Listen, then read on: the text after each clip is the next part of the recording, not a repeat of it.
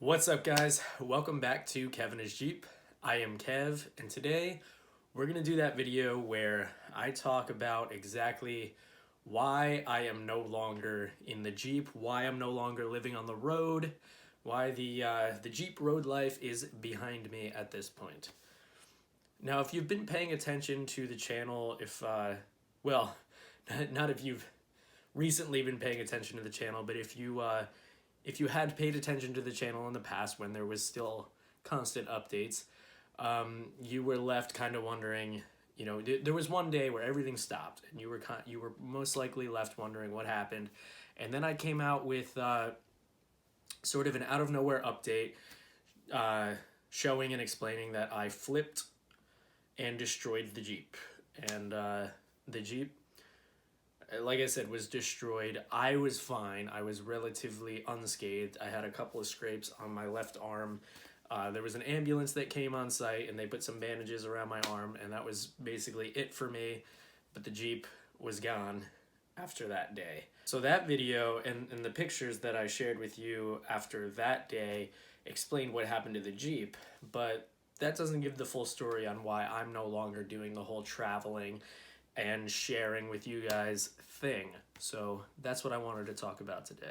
So I decided to keep this video as interesting as possible, concise, but also detailed and all that stuff. I would go with the classic format that I used for a bunch of the classic Kevin is Jeep videos, the informational ones where I wanted to teach and inform. So I'm going to go back to that format for this one. We're going to do the 5 reasons that I'm no longer living in the Jeep.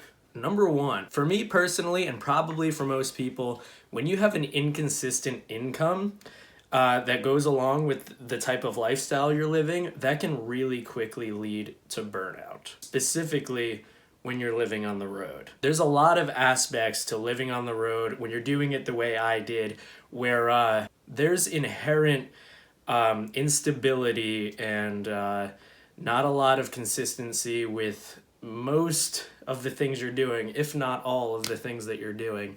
And something that we all find a lot of comfort in our basic daily lives is consistency with income. How we're going to pay our bills, how we're going to eat, how we're going to put gas in the car.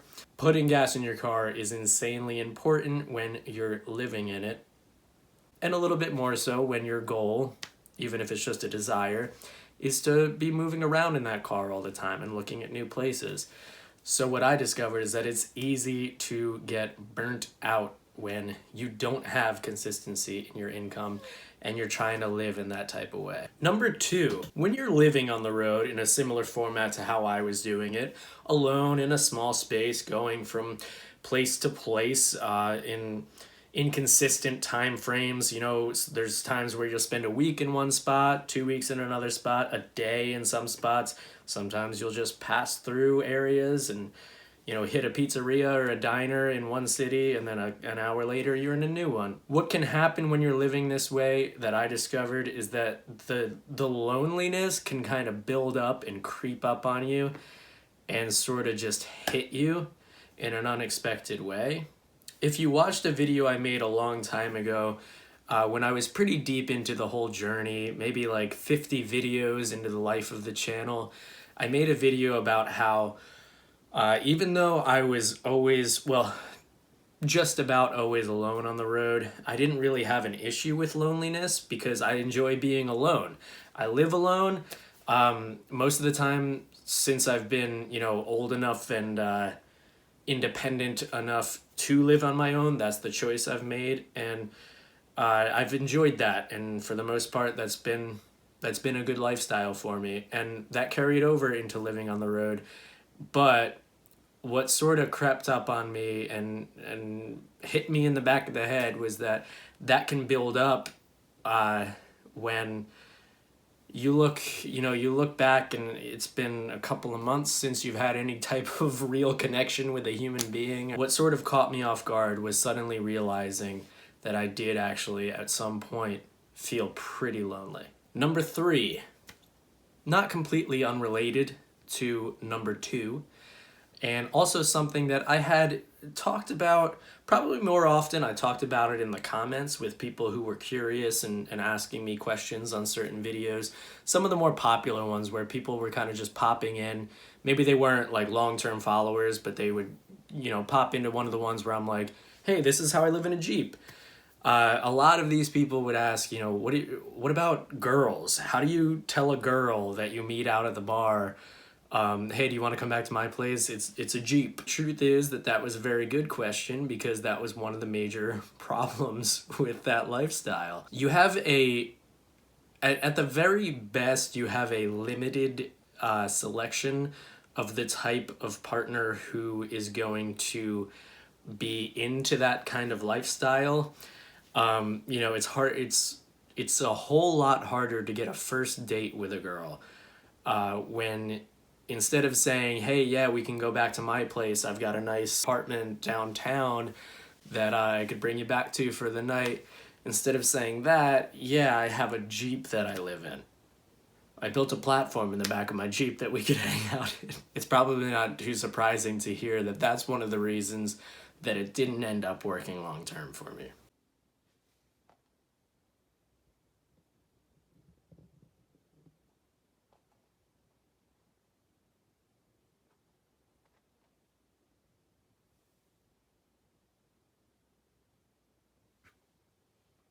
Number 4.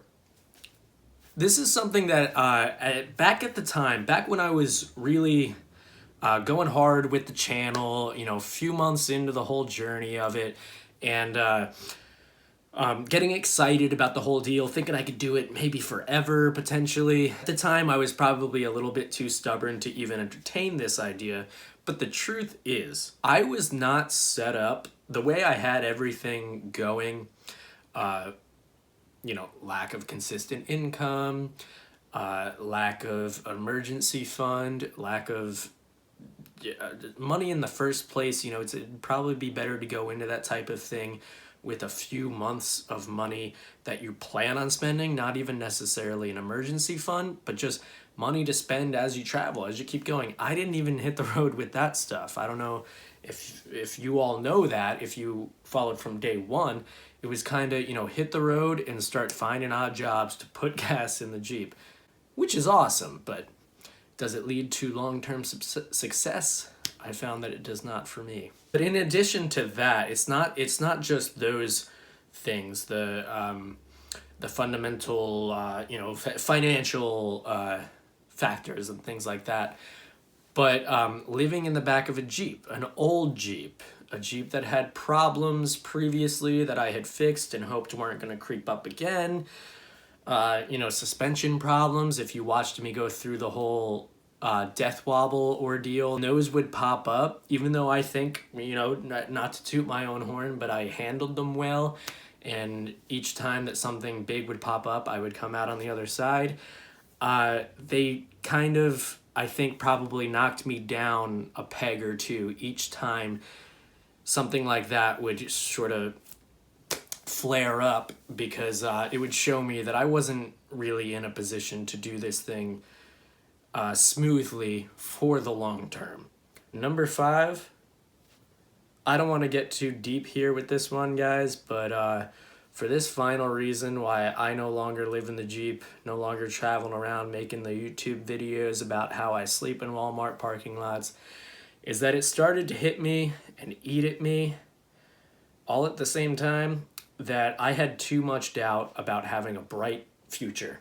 I'm somewhat of an optimist in a lot of areas of my life, and when I did get into the YouTube thing, the idea was, to find a whole bunch of people that love the idea of traveling in my Jeep and filming videos, and I could get to the point where, you know what I mean. Everyone who makes YouTube videos or tries to gain an audience on the internet has that same vision. But what happened was I started to get to a point where I was having conversations with certain people, specifically probably the final conversation where it was the last straw for me. I was having a conversation. I remember it so specifically, and I've talked to him about it since probably 4 or 5 times.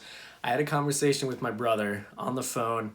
I was sitting in a Starbucks. I don't remember where it was anymore, but I could probably if I looked back at the videos, and maybe even if I looked back at my text threads with him, I could know exactly where I was too. I had this conversation with my brother where we started going down the road of like, okay, you know, if it doesn't go, if I don't blow up on YouTube, then what am I gonna do with the rest of my life? And it was the first time, I guess, at that point where all these previous 4 reasons had been eating at me at this point. It had gotten to that level. And even though I hit a lot of milestones with the channel, it wasn't moving at the speed that, to be fair, I probably unrealistically hoped for. But those things just weren't coming together. And I'm having this conversation with my brother where he's kind of bringing me back down to earth. You know, what are you going to do with your life? So fortunately, you know, I was still young when we were having this conversation. I mean, I'm still relatively young now. That was just a few years ago. But, you know, jumping into the whole life on the road, living in a Jeep thing, I was willing to take a chance with it. And one of the main reasons that I could justify that in my head was, you know, hey, I'm young. I have a college degree. I've done some professional work. There's still time for me to do something like this. If it's just a total screw up, then okay, I can recover from that. So even though I choose to not look at it as if I gave up at that point, or that I failed at that point, what happened was I was able to sort of reflect on these 5 reasons, and probably some other ones too, that don't matter as much as these 5, at least in hindsight, the way I look at it now. I was able to compile these reasons, reflect on them, and decide, at least for the time being, it's time to do something a little bit more conventional. Something that is a little bit more, I hate to say it, but comfortable. And see where I can get with that. And then maybe go back to the drawing board at some point, or you know, sit down on a stool in my apartment and get back in touch with my YouTube channel, the people who cared about the whole journey in the first place, and you know, start digging back into this thing and getting to the core of it all and see what we can find. Kind of an enjoyable video for me to make today, guys. I mean, definitely, I think, beneficial to get these thoughts out there, to bring them up into my head and get them out there to you guys. I think is like a win-win situation, as long as you got something out of it, the same way that I feel I did. And you know, now that we got this going, I'm gonna go ahead and say things are back in full swing. I was hesitant to use the word full because we'll see how we go as far as pace of getting thoughts out on YouTube. And you know, I'm not going to suddenly start firing out videos full time. I do have a full-time job now. We'll talk about that a little bit later as well. Thank you guys so much for watching. Thank you for sticking around. Thank you for waiting 3 years for me to get back in front of you and rehash this whole thing. I'll talk to you soon.